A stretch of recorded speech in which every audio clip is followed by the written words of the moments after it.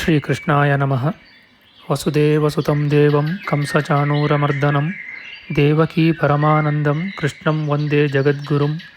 ಬ್ರಹ್ಮಸ್ಥಾನ ಸರೋಜ ಮಧ್ಯವಿಲಸಚ್ಛೀತಾಂಶು ಪೀಠಸ್ಥಿತಂ ಸ್ಫೂರ್ಜತ್ಸೂರ್ಯರುಚಿಂ ವರಾಭಯಕರಂ ಕರ್ಪೂರಕುಂದೋಜ್ವಲಂ ಶ್ವೇತಸ್ರಗ್ವಸನಾನುಲೇಪನಯುತಂ ವಿದ್ಯುದ್ರುಚಾ ಕಾಂತಯಾ ಸಂಶ್ಲಿಷ್ಟಾರ್ಧತನುಂ ಪ್ರಸನ್ನವದನಂ ವಂದೇ ಗುರುಂ ಸಾದರಂ.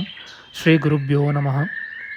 ಲಂಬೋದರಂ ಪರಮಸುಂದರಮೇಕದಂತಂ ರಕ್ತಾಂಬರಂ ತ್ರಿನಯನಂ ಪರಮಂ ಪವಿತ್ರಂ ಉದ್ಯದ್ದಿವಾಕರಕರೋಜ್ವಲಕಾಯಕಾಂತಂ ವಿಘ್ನೇಶ್ವರಂ ಸಕಲವಿಘ್ನಹರಂ ನಮಾಮಿ.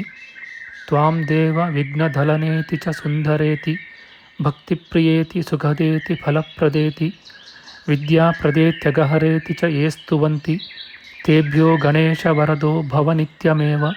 ಶ್ರೀಮಹಾಗಣಪತಯೇ ನಮಃ. ಯಾ ಕುಂದೇಂದು ತುಷಾರಹಾರಧವಳ ಯಾ ಶುಭ್ರವಸ್ತ್ರಾವೃತ ಯಾ ವೀಣಾ ವರದಂಡಮಂಡಿತಕರ ಯಾ ಶ್ವೇತಪದ್ಮಾಸನ ಯಾ ಬ್ರಹ್ಮಾಚ್ಯುತಶಂಕರಪ್ರಭೃತಿಭಿಃ ದೇವೈಃ ಸದಾ ವಂದಿತಾ ಸಾ ಮಾಂ ಪಾತು ಸರಸ್ವತೀ ಭಗವತಿ ನಿಶ್ಶೇಷಜಾಡ್ಯಾಪಃ. ಶ್ರೀ ಸರಸ್ವತ್ಯೇ ನಮಃ. ವೇದಾರ್ಥತತ್ವವಿಶದೀಕರಣೇನ ಪುಂಸಾಂ ಉಚ್ಚೈರ್ಗತಿಂ ಜಗತಿ ಯೋ ದಯಯಾ ವಿಧಾತುಂ ರಮ್ಯಾಂ ಪುರಾಣಪದವೀಂ ಪ್ರಣಿನಾಯ ತಸ್ಮೈ ಲೋಕೇಶವೈಭವಪುಷೇ ಋಷಯೇ ನಮಸ್ತಾತ್. ತಸ್ಮೈ ವ್ಯಾಸಾಯ ಮುನಯೇ ಸರ್ವಜ್ಞಾಯ ಮಹರ್ಷಯೇ ಪಾರಾಶರ್ಯಾಯ ಶಾಂತಾಯ ನಮೋ ನಾರಾಯಣಾತ್ಮನೇ. ಶ್ರೀವ್ಯಾಸಾಯ ನಮಃ. ನಾರಾಯಣಂ ನಮಸ್ಕೃತ್ಯ ನರಂ ಚೈವ ನರೋತ್ತಮಂ ದೇವೀಂ ಸರಸ್ವತೀಂ ವ್ಯಾಸಂ ತತೋ ಜಯಮುದೀರಯೇತ್.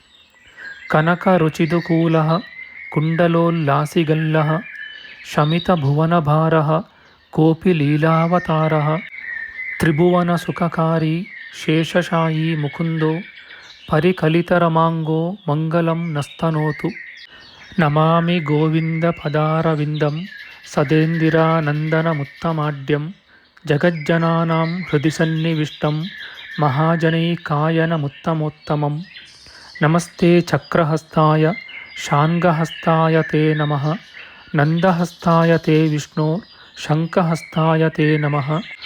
ಓಂ ನಮೋ ವಾಸುದೇವಾಯ ನಮಃ ಸಂಕರ್ಷಣಾಯ ಚ ಪ್ರದ್ಯುಮ್ನಾಯ ನಮಸ್ತುಭ್ಯಂ ಅನಿರುದ್ಧಾಯ ತೇ ನಮಃ. ದಂಷ್ಟ್ರಾಗ್ರೇಣೋ ಧೃತಾ ಗೌರು ದಧಿಪರಿವೃತಾ ಪರ್ವತೈರ್ನಿಮ್ನಗಾಭಿಃ ಸಾಕಂ ಮೃತ್ಪಿಂಡವದ್ಬೃಹದುರ್ವಪುಷಾನಂತರೂಪೇಣ ಯೇನ ಸೋಯಂ ಕಂಸಾಸುರಾರಿರ್ಮುರನರಕದಶಾಸ್ಯಾಂತಕೃತ್ಸರ್ವಸಂಸ್ಥಃ ಕೃಷ್ಣೋ ವಿಷ್ಣುಃಸುರೇಶೋ ನುದತು ಮಮ ರಿಪೂನ್ ಆದಿದೇವೋ ವರಾಹಃ. ನಮಸ್ತಸ್ಮೈ ವರಾಹಾಯ ಲೀಲಯೋದ್ಧರತೆ ಮಹೀಂ ಖುರಮಧ್ಯಗತೋ ಯಸ್ಯ ಮೇರುಖಣಖಣಾಯತೆ.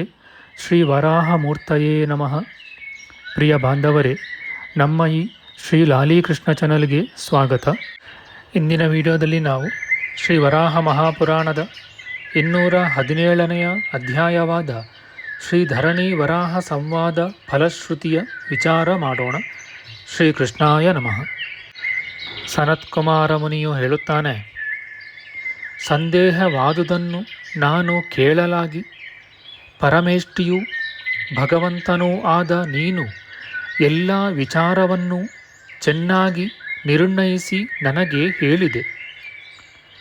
ಜಗತ್ಪತಿ ಪೂಜ್ಯನೇ, ಅಸದೃಶವಾದ ತೇಜೋಬಲಗಳುಳ್ಳವನೂ ವಿಶ್ವರೂಪನೂ ಲೋಕನಾಥನೂ ಆದ ಆ ಭಗವಂತನು ಅರಣ್ಯದಲ್ಲಿ ಮೃಗರೂಪದಿಂದ ಹೇಗೆ ವಿಹರಿಸುತ್ತಿದ್ದನೋ, ಅವನ ದೇಹವು ಶೃಂಗವು ಹೇಗೆ ಪುಣ್ಯಕ್ಷೇತ್ರದಲ್ಲಿ ಪ್ರತಿಷ್ಠಿತವಾಯಿತೋ, ಅಲ್ಲಿ ಲೋಕಹಿತಾರ್ಥವಾಗಿ ತೀರ್ಥಗಳು ಹೇಗೆ ಉಂಟಾದುವೋ ಅದನ್ನು ನನಗೆ ಹೇಳು.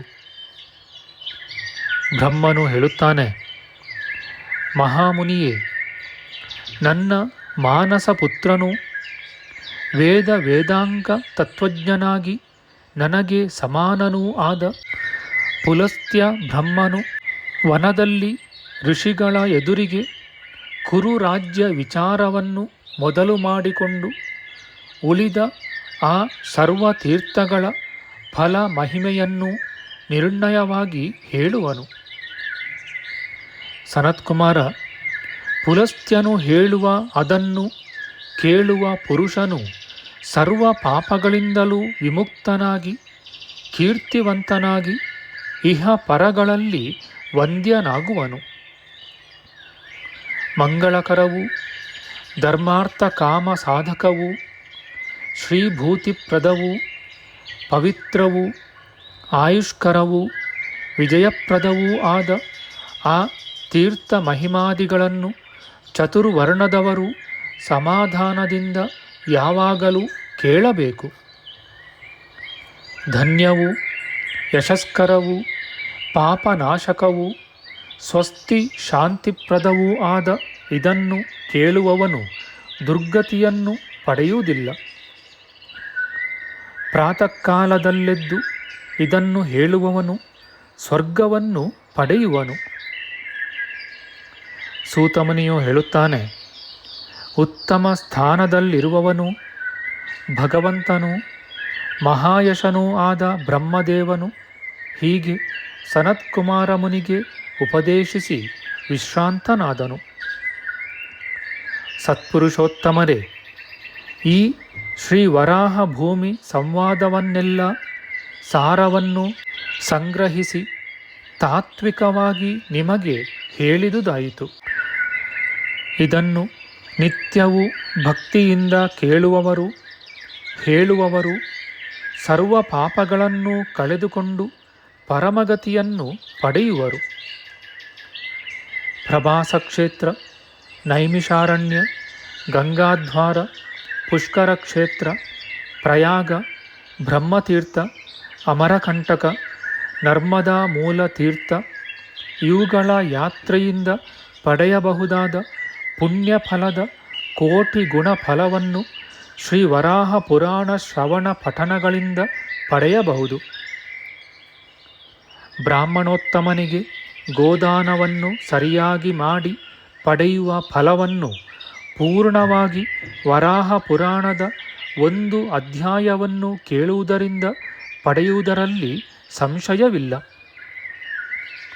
ಶ್ರೀ ವರಾಹ ಪುರಾಣದ 10 ಅಧ್ಯಾಯಗಳನ್ನು ಶುಚಿಯೂ ಸಮಾಧಾನ ಚಿತ್ತನೂ ಆಗಿ ಕೇಳಿದರೆ ಅಗ್ನಿಷ್ಠೋಮಾತಿರಾತ್ರಗಳ ಫಲವನ್ನು ಪಡೆಯುವನು.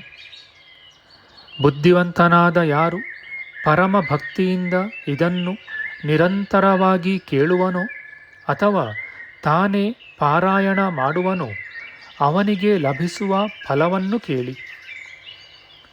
ಆತನು ಸರ್ವ ಯಜ್ಞಗಳಿಂದಲೂ ಸರ್ವ ದಾನಗಳಿಂದಲೂ ಸರ್ವ ತೀರ್ಥ ಸ್ನಾನಗಳಿಂದಲೂ ಯಾವ ಪುಣ್ಯ ಫಲವನ್ನು ಮುನಿಗಳು ಹೇಳಿರುವರೋ ಆ ಫಲವನ್ನು ಸಂದೇಹವಿಲ್ಲದೆ ಪಡೆಯುವನು. ಈ ವಿಚಾರದಲ್ಲಿ ಶ್ರೀ ವರಾಹದೇವನ ವಚನವನ್ನು ಕೇಳಿ.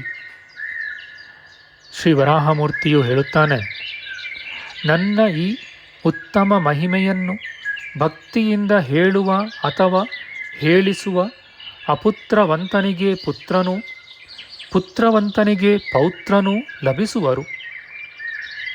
ಈ ವರಾಹ ಪುರಾಣ ಗ್ರಂಥವನ್ನು ಮನೆಯಲ್ಲಿ ಯಾವಾಗಲೂ ಇಟ್ಟುಕೊಂಡು ಪೂಜೆ ಮಾಡುವವರಿಗೆ ಶ್ರೀಮನ್ನಾರಾಯಣನು ಸದಾ ಒಲಿಯುವನು. ಭೂದೇವಿ, ಈ ಪುರಾಣವನ್ನು ನಿರಂತರವಾಗಿ ಭಕ್ತಿಯಿಂದ ಕೇಳಿ ಸನಾತನನಾದ ವಿಷ್ಣುವಿನಂತೆಯೇ ಈ ಶಾಸ್ತ್ರವನ್ನು ಶುಚಿರ್ಭೂತರಾಗಿ ಪೂಜಿಸಿ ಯಥಾಶಕ್ತಿಯಾಗಿ ಗಂಧ ಪುಷ್ಪ ವಸ್ತ್ರ ಗ್ರಾಮಾದಿ ದಾನಗಳಿಂದ ಬ್ರಾಹ್ಮಣರನ್ನು ಪೌರಾಣಿಕನನ್ನು ತೃಪ್ತಿಪಡಿಸುವ ಸಾಮಾನ್ಯ ಮನುಷ್ಯರು ರಾಜರು ಪಾಪಗಳನ್ನೆಲ್ಲ ಕಳೆದುಕೊಂಡು ಶ್ರೀ ವಿಷ್ಣು ಸಾಯುಜ್ಯವನ್ನು ಪಡೆಯುವರು. ಇತಿ ಶ್ರೀ ವರಾಹಪುರಾಣೆ ಭಗವತ್ಶಾಸ್ತ್ರೆ ಧರಣಿ ವರಾಹ ಸಂವಾದೆ ಫಲಶ್ರುತಿರ್ನಾಮ ಸಪ್ತದಶಾಧಿಕ ದ್ವಿಶತತಮೋಧ್ಯಾಯ. ಶ್ರೀಕೃಷ್ಣಾರ್ಪಣಮಸ್ತು. ನಮ್ಮ ಮುಂದಿನ ವಿಡಿಯೋದಲ್ಲಿ ನಾವು ಶ್ರೀ ವರಾಹ ಮಹಾಪುರಾಣದ 218ನೆಯ ಅಧ್ಯಾಯವಾದ ವರಾಹ ಪುರಾಣ ವೃತ್ತಾಂತ ಸಂಗ್ರಹದ ವಿಚಾರ ಮಾಡೋಣ. ಆಧ್ಯಾತ್ಮಿಕ ಚರ್ಚೆ ಮತ್ತು ವಿಚಾರ ವಿನಿಮಯಕ್ಕಾಗಿ ಶುರು ಮಾಡಿದ ಈ ಚಾನಲ್ನಲ್ಲಿ ನಾವು ಅಪ್ಲೋಡ್ ಮಾಡುವ ಎಲ್ಲ ವಿಡಿಯೋಗಳನ್ನು ಸಂಪೂರ್ಣವಾಗಿ ನೋಡಿ ನಿಮ್ಮ ಸಲಹೆಗಳನ್ನು ಕಮೆಂಟ್ ಬಾಕ್ಸ್ನಲ್ಲಿ ಬರೆಯಿರಿ. ದಯವಿಟ್ಟು ಈ ಚಾನಲ್ಗೆ ಸಬ್ಸ್ಕ್ರೈಬ್ ಮಾಡಿ ಹಾಗೂ ಬೆಲ್ ಬಟನ್ ಒತ್ತಿ ನಾವು ಹಾಕುವ ಎಲ್ಲ ವಿಡಿಯೋಗಳನ್ನು ನೋಡಿ ಪ್ರೋತ್ಸಾಹಿಸಿ. ಕೃಷ್ಣಂ ನಾರಾಯಣಂ ವಂದೇ ಕೃಷ್ಣಂ ವಂದೇ ವ್ರಜಪ್ರಿಯಂ ಕೃಷ್ಣಂ ದ್ವೈಪಾಯನಂ ವಂದೇ ಕೃಷ್ಣಂ ವಂದೇ ಪೃಥಾಸುತಂ ಶ್ರೀಕೃಷ್ಣಾಯ ನಮಃ.